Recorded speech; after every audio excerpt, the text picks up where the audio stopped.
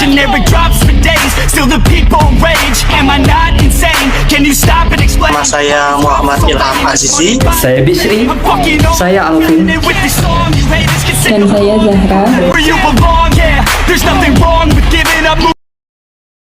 Untuk alat dan bahan yang diperlukan: gunting, lem atau selotip, alat tulis, plastik mika bening, botol bekas, gambar sistem pencernaan, ilustrasi gambar meliputi gambar makanan utuh, makanan yang sudah dikunyah, dan feses. Proses pencernaan makanan melibatkan berbagai organ dalam sistem pencernaan, seperti lambung, hati, pankreas, empedu, dan usus.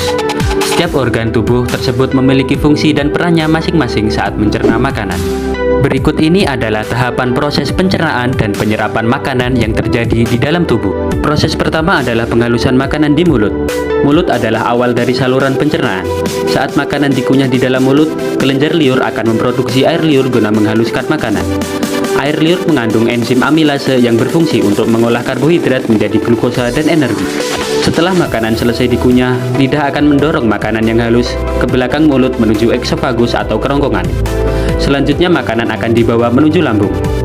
Proses yang kedua adalah pemecahan makanan di lambung. Di dalam lambung, makanan dan minuman akan bercampur dengan enzim pencernaan dan asam lambung untuk dipecah dan dihaluskan kembali hingga bertekstur cair atau menyerupai pasta yang lembut. Asam lambung juga berfungsi untuk membasmi kuman dan virus makanan atau minuman yang dapat menyebabkan penyakit infeksi. Setelah selesai dicerna di lambung, otot lambung akan mendorong makanan agar bergerak ke usus halus. Langkah yang selanjutnya adalah pemecahan nutrisi di usus halus.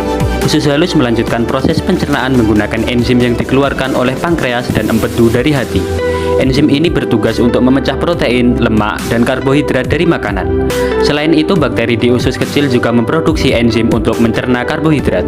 Setelah pemecahan nutrisi di usus halus, proses berikutnya adalah penyerapan nutrisi di usus kecil. Setelah makanan dipecah, dinding usus kecil kemudian menyerap air dan nutrisi dari makanan ke dalam aliran darah.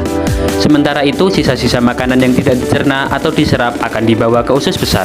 Proses yang terakhir adalah pemadatan sisa makanan di usus besar. Tugas utama usus besar adalah menyerap air dan nutrisi yang tersisa di sisa makanan, sehingga menjadi lebih padat dan membentuk tinja. Tinja kemudian disimpan di rektum hingga didorong dan dikeluarkan bersamaan dengan racun, limbah, dan cairan berlebih dari dalam tubuh melalui anus saat buang air besar. Air dan serat yang cukup merupakan dua faktor penting yang mendukung kelancaran proses pencernaan dan penyerapan makanan. Oleh karena itu, agar proses pencernaan berjalan lancar, Anda perlu cukup minum air putih minimal 8 gelas per hari dan memperbanyak konsumsi makanan berserat, seperti sayur dan buah-buahan.